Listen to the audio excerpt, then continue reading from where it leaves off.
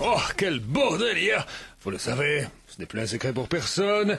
Les plus hautes autorités de l'État font quelquefois appel à moi lorsque la situation est délicate. Vers les 13 heures, coup de fil. Ah. Le ministre des Affaires étrangères était indisponible. Il avait pris des extas au petit déjeuner. Il refusait de descendre des réverbères sur lequel il avait grimpé nu pour souffler dans le cul des mouettes. Du coup, c'est à moi, Helmut, qu'on a demandé d'accueillir le président chinois en vadrouille à Paris. J'arrive à l'aéroport, au pied de l'avion du Chinois.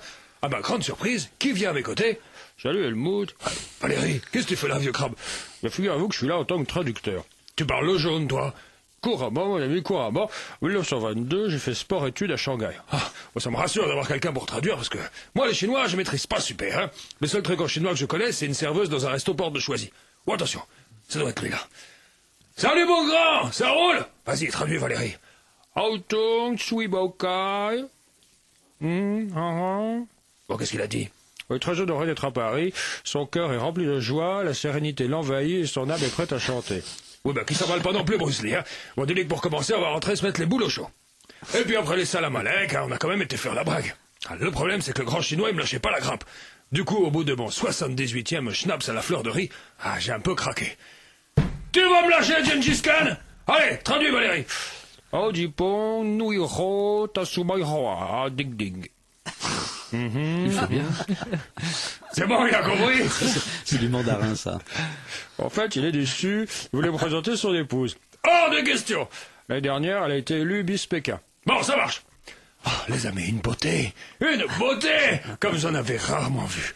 En plus, elle faisait des études de français. Ce qui voulait dire que j'avais plus besoin du vieux fennec de Valérie dans mes pattes. Tu sais que t'es plutôt bonne, toi.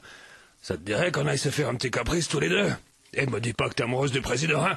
Non seulement il est ridé comme une nem, mais en plus il sent comme une nem. Comme ça, c'est l'homme de ta vie. Tu préférais mourir plutôt que de le tromper. Je vous cache pas que c'était mal parti, cette histoire. Alors, je sais, c'est pas joli.